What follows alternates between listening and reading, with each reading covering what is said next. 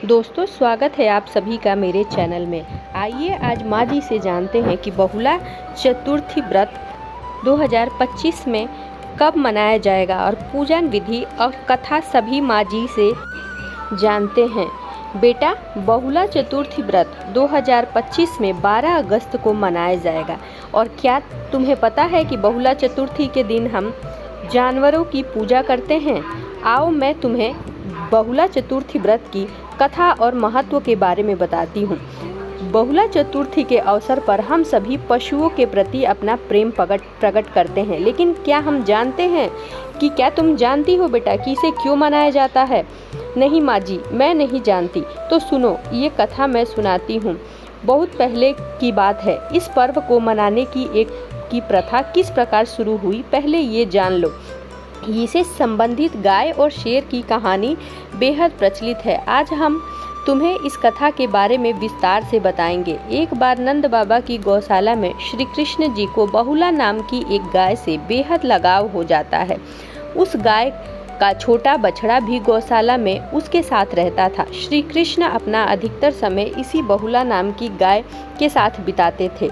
एक दिन भगवान श्री कृष्ण बहुला की परीक्षा लेने के लिए शेर का रूप धारण करते हैं और उसका शिकार करने के लिए आगे बढ़ते हैं। तभी बहुला प्रार्थना करते हुए कहती है कि आप अभी मेरा शिकार ना करें। मेरा बछड़ा सुबह से भूखा है, मुझे उसे दूध पिलाना है।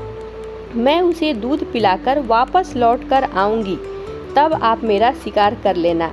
ऐसा कहकर वो बहुत मुश्किल से वापस घर जाने की अनुमति लेती है। नंद जी की गौशाला आने के बाद बहुला अपने बछड़े को खूब प्यार दुलार करती है और फिर दूध पिलाकर वापस उसी शेर के पास चली जाती है। अपने वचन के मुताबिक वह शेर से कहती है कि अब मेरा आप शिकार कर सकते हैं, आप अपनी भूख मिटा लीजिए। तब श्री कृष्ण अपने असली रूप में आकर बहुला से कहते हैं कि बहुला, आज तुम अपनी इस परीक्षा में सफल हुई। मैं तुम्हें वचन देता हूँ कि भादों की कृष्ण चतुर्थी बहुला चतुर्थी के रूप में जानी जाएगी। इस दिन लोग तुम्हारी पूजा अर्चना एक माता के रूप में करेंगे। तभी से जो व्यक्ति इस व्रत को रखता है उसकी सभी मनोकामनाएं पूर्ण होती है और साथ ही उसे सभी सुखों की प्राप्ति होती है। इस दिन गौ माता की पूरी श्रद्धा के साथ पूजा अर्चना की जाती है, क्योंकि जिस प्रकार